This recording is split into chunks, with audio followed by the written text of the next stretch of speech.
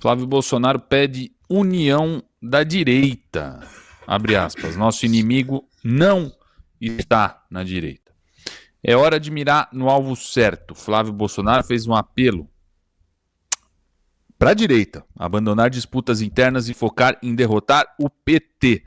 Nosso inimigo não está na direita, disse o senador. Ele chamou o PT de Partido das Trevas e pediu que todos concentrem energias em falar a verdade sobre o desgoverno Lula. A mensagem é clara: união agora, vitória em outubro. Flávio empata com Lula nas pesquisas de segundo turno. Aqui eu acho...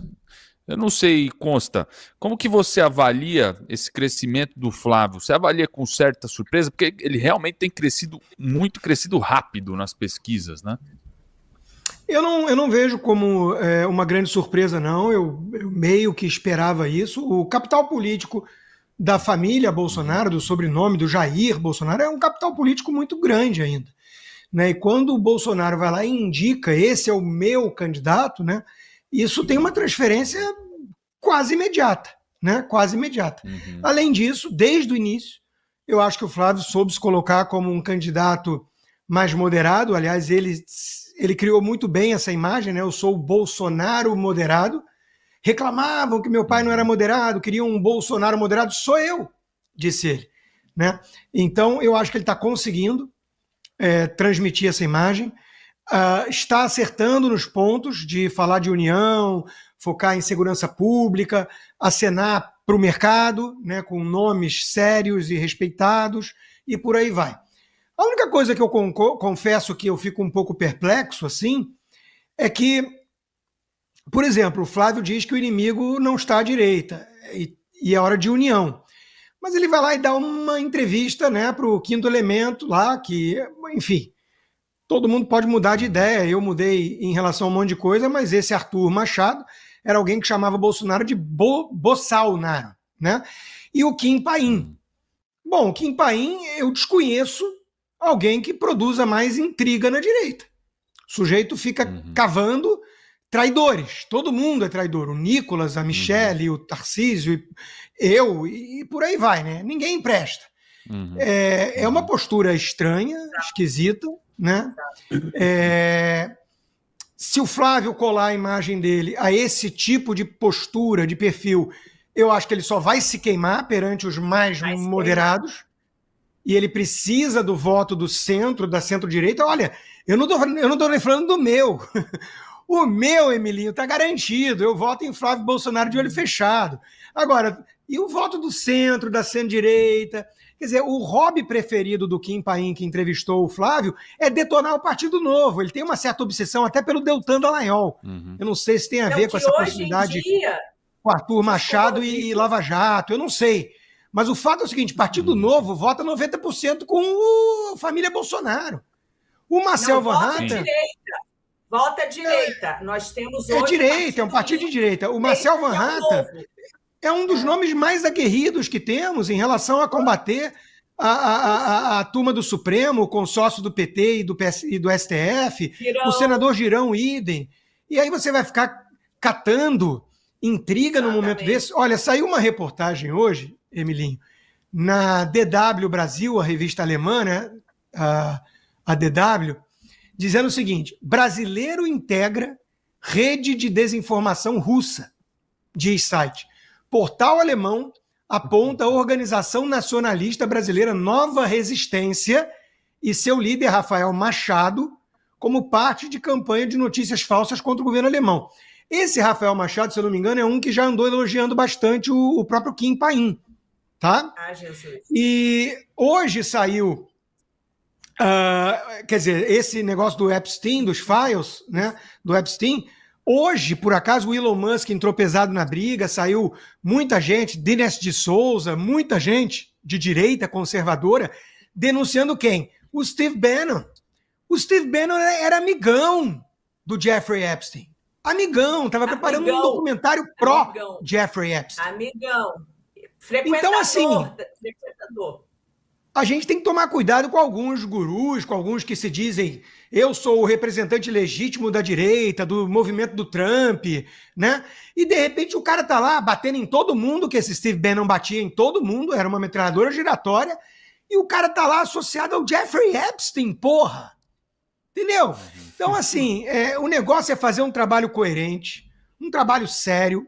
Eu, pelo menos, estou defendendo as ideias, em geral, da liberdade, democracia representativa, Estado de Direito, economia de mercado. Eu estou defendendo essas ideias há 25 anos ou 30, Costa, com tem uma 16 livros caminhada. publicados.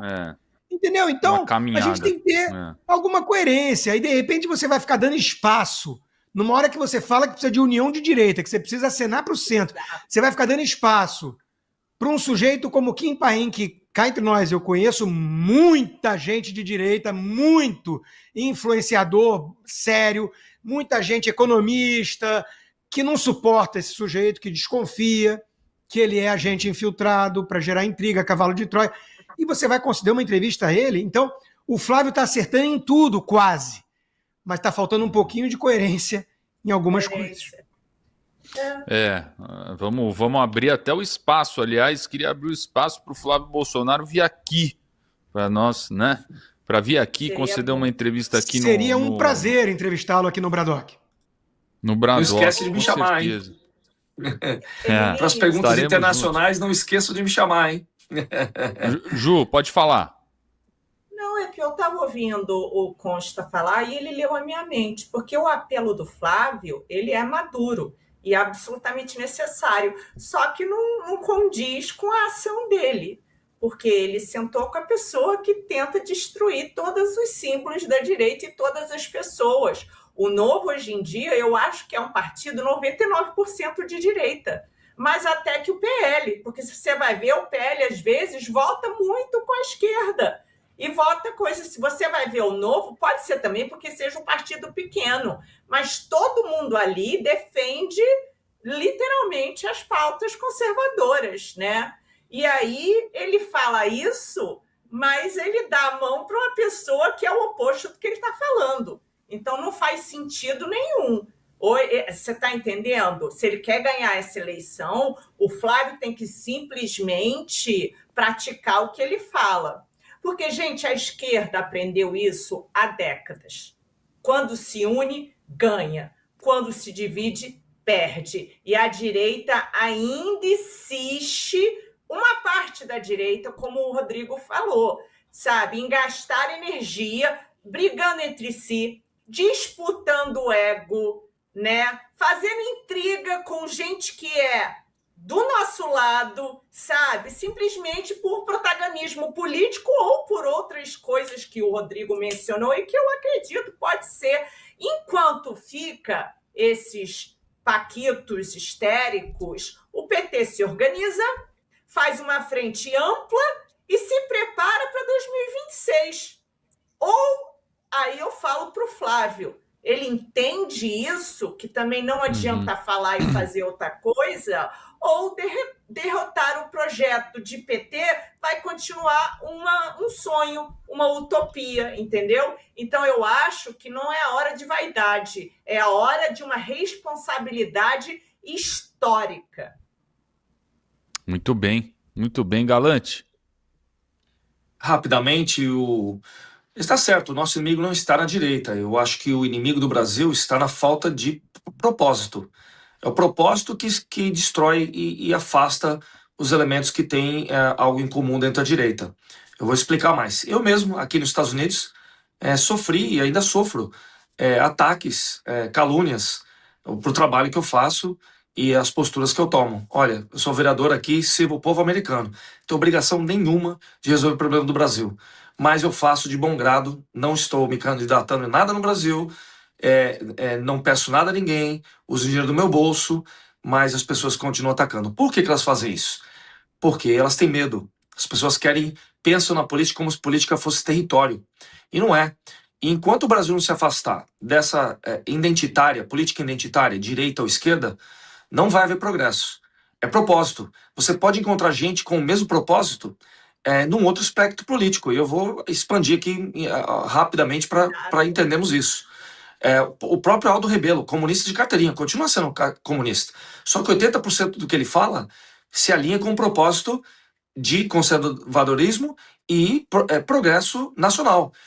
Então, evitar atacar ele é talvez inteligente, no ponto de vista que quando ele abre a boca, ele não pensa que nem eu, não fala o que eu quero ouvir, mas quando ele abre a boca, 80% do que ele está falando está ajudando o meu propósito. Então, deixa ele quieto ali. O Trump está dando uma lição. Ele trouxe para o lado dele a Tulsi Gabbard, que foi candidata à presidência do partido, pré-candidata das primárias democratas, e foi tesoureira do Partido Democrático. Talvez ela trouxe para o lado dele toda a teia de onde vinha o dinheiro do Partido Democrata para a campanha presidencial. Quem sabe ele não usou isso para ganhar a eleição? E prova disso é que ele colocou ela como diretora nacional de inteligência. É um dos cargos mais importantes aqui. Trouxe para ele o Robert Kennedy, que era democrata de carteirinha.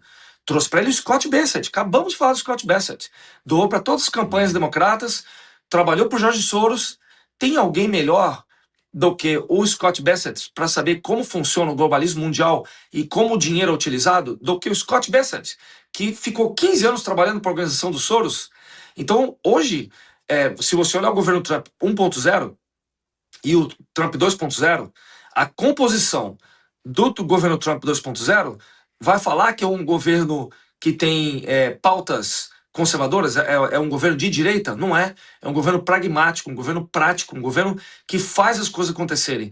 Trouxe elementos que eram arqui-inimigos das ideias dele ou do projeto dele inicial para dentro desse projeto. Para quê? Alinhando um propósito, que era salvar a América e trazer prosperidade para o povo. Enquanto o Brasil não se afastar dessa política identitária e trazer todo mundo junto para um projeto, mesmo que ela não fale o que eu quero ouvir, mesmo que ela não seja da minha cor, mesmo que não seja do partido que é o meu partido, o Brasil não vai sair dessa, vai continuar sendo manipulado pela geopolítica externa. Você usou uma palavra-chave aqui, né, Galante? Você usou uma palavra. Galantes, porque é muito importante a gente ter nesses painéis aqui no Braddock e outros lugares pessoas que entendem literalmente de política, de geopolítica, e eu assino embaixo tudo que você falou, querido. Obrigado, querido. Ele usou uma palavra-chave, né, a tal da composição. Acho que o Flávio deve ter muito esse olhar aqui de composição, porque é nesses acordos políticos que a eleição vai ser definida, né, cara? Aliás, detalhe, né? Um dos Pode falar, nomes que volta e meia surgem como opção assim para vice na chapa, né? E particularmente eu acho que do ponto de vista estratégico apenas faz algum sentido, né? Pela importância do colégio eleitoral acima de tudo e como ele é bem avaliado como governador, né? É o Zema, do Partido Novo. Olha, se isso acontecer, eu vou achar hilário o malabarismo que a turma vai ter que fazer na Austrália, né? Você imagina? O Partido Nojo, que eles chamam, né? Eles têm nojo do Partido Novo. Gente, pelo amor de Deus, não se vence eleição majoritária falando para bolha de convertidos. Você tem que... E o Consta sabe. E o Consta sabe. Quando você... Maravilhoso.